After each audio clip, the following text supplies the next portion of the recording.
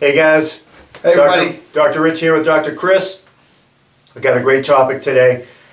You want to get into it? Yeah, this is one that I think as chiropractors, there's a lot of things to focus on in practice and trying to build your practice, trying to get to where you want to be in practice. And one of the ones that we talk about that keeps coming back to us as one of the challenges, and maybe I'd venture to say it's even a myth now, is this idea of the myth of a systems-driven practice. Yep.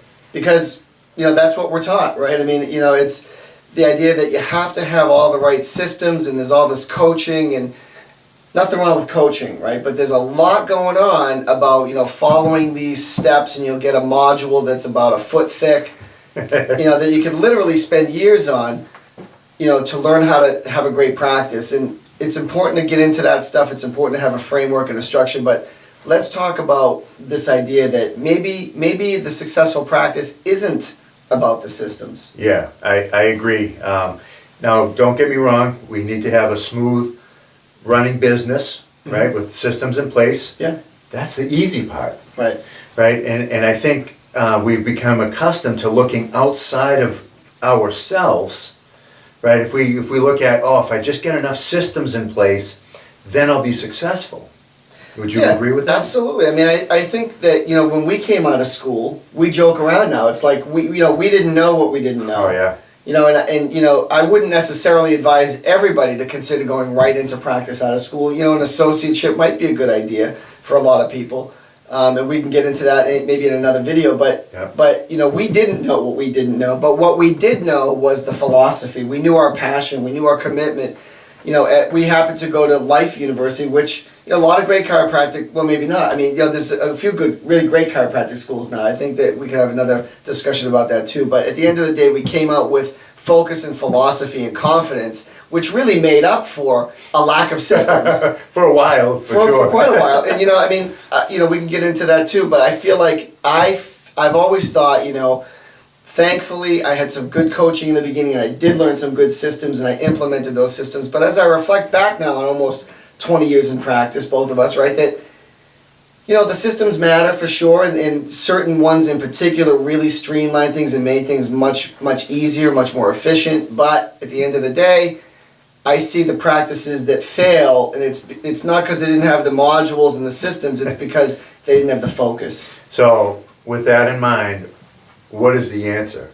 I think the focus is the doc. Yeah. The doctor has to focus within and has to have a purpose, a commitment, a strong sense of philosophy, and bring that energy to that relationship with the patient. So I say, the great doctor must be willing to learn who he or she is and be comfortable with themselves, right? You can't mimic the personality of another chiropractor. Right, which is tempting, because you see, some of the greats in the profession that are high profile. Yeah. And you're not that person. Right. You may share some certain qualities, wonderful, right? But you have to find out who you are. Right. What makes you tick? Yeah. What brings you to the office with passion and commitment, a fire in your belly, so to speak, right? Yeah. What gets you excited to be a chiropractor? Yeah, and I think that when you become genuine and you're acting as if you're you and you're comfortable with yourself. I remember back, unfortunately, I thought that, if I dress a certain way, that's a system, so to speak. Right. And I wear a shirt and a tie and a white coat. Unbelievable. And people would laugh at me.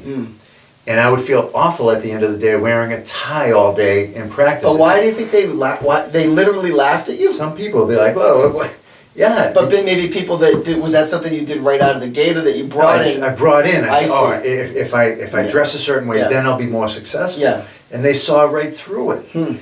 Because that's not who I am. Yeah. The real thing that matters is that when you can lock eyes with another person, and you're genuine, and it's soul to soul with the other person, it's game over. They feel it, they see it, you know it, they know it, and now you've got a lifetime raving fan, because it's not, when people refer to you, their friends and family, they're not referring because of the latest whiz-bang gadget that you have. Right.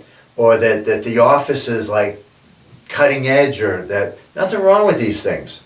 But what they're referring to or is you, Right. the doctor, in 99 out of 100 cases. Would you agree with that? Yeah, absolutely. There was something about, your personality and the relationship and the rapport that you built with them that maintained a certain level of commitment and attraction between both of you, and that flourished over time, and with education and that rapport building. I think that's the thing, that the quality that has to come to the table to build the practice. Yeah. And you can't come to the practice thinking that with no systems, it's okay too. Right. Because, everybody knows in any business you need systems, you need order, you need discipline, Yeah. you need a way to account for things and measure things and know what isn't working.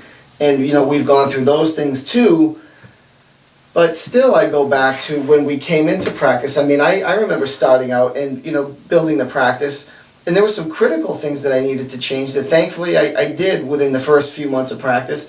But by the end of my first year, I was successful enough that I was paying a mortgage. I was right out of school, right? I had a business loan, I had a mortgage, I had family to support, and I was able to do that. And by the second year, I was able to sell my house and move up and buy a bigger house and open another office. And so the systems needed to happen, but it was my energy, my drive, my focus, and the focus really on chiropractic philosophy and caring for the patient that was the difference maker. Yeah, and people were attracted. You were genuine with who you were. Yeah.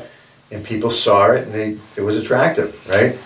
And the personality of these big practices, right? Not the systems, but the doctor and the story that they brought to the table. Really, in many cases, I think accounted for their success. Yeah. Would you agree with that? I would, absolutely. And I've seen, and I actually have a personal story on, if we've seen it happen when a big practice, when the lead doctor steps out, almost every time what happens to the practice? Goes down. It goes downhill.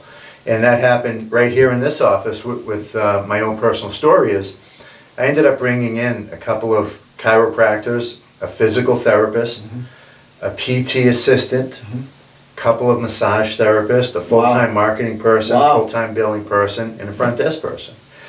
And we had systems. I worked the systems. I was really into that for a long time. We would graph our statistics every week on graph paper and draw a pencil line in whose statistic is up this week and whose is down.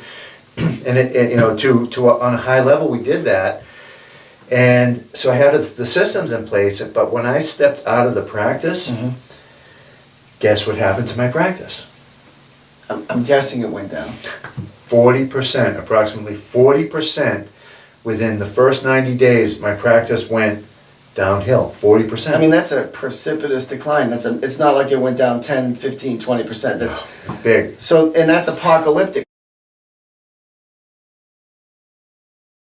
Because your overhead is went through the roof. Yeah. But it's par for the course is that everything was the same. The front desk person answered the phone the same way. We had the same x-rays, we had the same care plans, we had the same adjusting tables, the same therapies. Everything was the same, all the systems. The only thing that was different was the personality of the doctor, right? And he had a good personality, but he was too academic in nature. So you had stepped out, that doctor was taking over. And this was a doctor that presumably you had vetted and was pretty philosophically oriented, right? Came into the practice with the right intention, and still that was the outcome. So, maybe there's going to be some attrition in even the best of cases, but 40%, especially when you're trying to ramp things up and you bring in that kind of staff and you're really trying to drive the practice growth. And presumably you were doing things outside of the office to help, contribute to that too. But again, the real difference was you were always doing those things all along, but you stepped out, you brought somebody else in, there was a different relationship, a different energy. So then you're left with, is it the systems or is it the doctor? Or is it a little bit of both? And I think if I had to if I had to put my bets on that, I would weight the relationship with the doctor as the primary driver of the practice. That's the chiropractic, systems-driven myth. You just can't escape the reality that these successful practices over and over again, have great leaders who are passionate, Yeah. who usually have a great story connected with their past that drove them into the profession. Well, yeah, I think it's, just like health, right? People are looking for the quick fix. Mm-hmm. They're looking to lose weight by popping some pill, drinking some drink. Right. Right? They're looking outside of themselves. Right.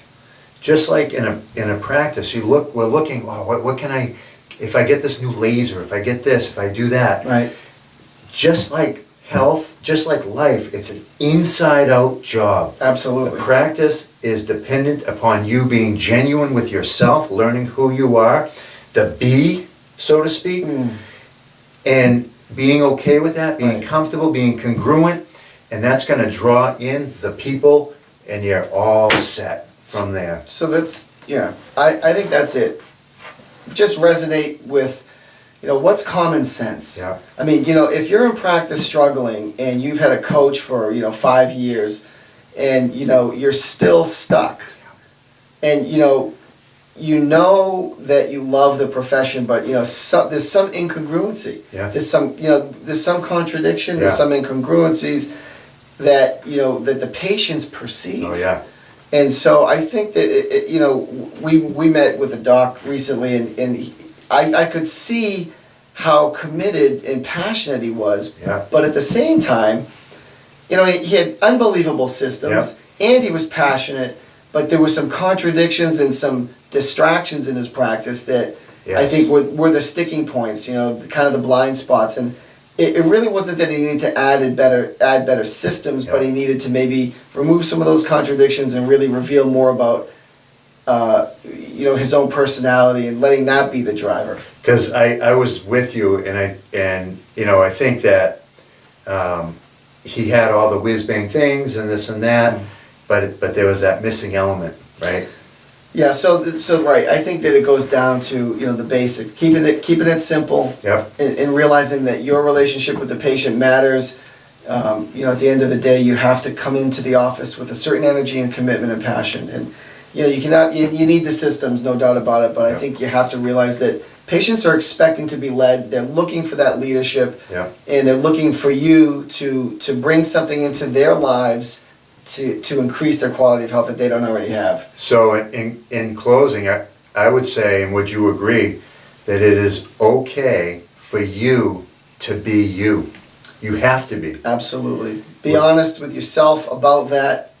Be yourself and don't be afraid of that. I think at the end of the day, we all have a little bit of insecurity that we have to work through. Yep.